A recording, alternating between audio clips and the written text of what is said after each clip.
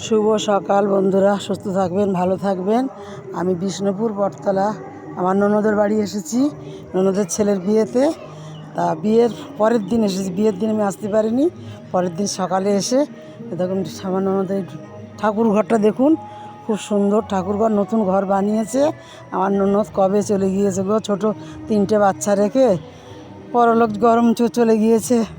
ওর সুন্দর পাথরের বাড়ি টাড়ি করে ছোট ছোট 3টে বাচ্চা রেখে চলে গেল। আর ঠাকুর ঘরটা দেখছেন কত সুন্দর করে ঠাকুর ঘর করেছে। এই ছেলেগুলো সব বড় হয়ে গেছে, 2 ছেলে 1 মেয়ে, আর নন্দাই আছে। তা আমরা এসেছি, আজকের বউ ভাত হবে, আবার ভিডিও বানাবো। তা আমি কালকের এসে এইগুলো টুকটুক করে তুলে নিয়েছি। আমি যখন এসেছি বউর বরণ আরণ সব হয়ে গিয়েছে। তা যাই হোক, ঘরটা দেখছি আমি, নতুন ঘরটা তো, নতুন বাড়িটা বানিয়েছে, রুমগুলো খুব সুন্দর লাগছে। তা আমি রুমগুলো একটু তুলে নিলাম, খুব ভালো লাগছে, খুব সুন্দর।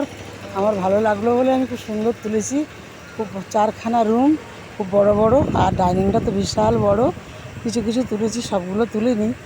তা যাই হোক, আর নন্দায়ের এই যে দিদিভাইটার কাজ করে, ওনাকে নতুন ঘর বলে রেখে দিয়েছে।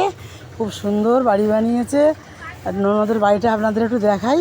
রুমগুলো সব 4টে রুম, ডাইনিং, কল, পায়খানা, বাথরুম, ঠাকুরঘর, খুব সুন্দর, খুব সুন্দর। বাড়িটা নতুন করেছে, চারিদিকে ঝিকঝাক আছে, ওই জন্য বাড়িটা একটুখানি অল্প করে তুলেছি। আপনারা দেখতে থাকুন ভিডিওটা, আমার পুরো ভিডিওটা দেখবেন প্লিজ প্লিজ। আর সুস্থ থাকবেন, ভালো থাকবেন। গরমে খুব ভালো লাগছে। এই দেখুন দেখুন, খুব সুন্দর লাগছে না? এটা রান্নাঘর, চিকেন, এটাও ভালো নতুন করেছে। তো আমি কালে একটু তুলে নেই, আমার বন্ধুদের দেখাই।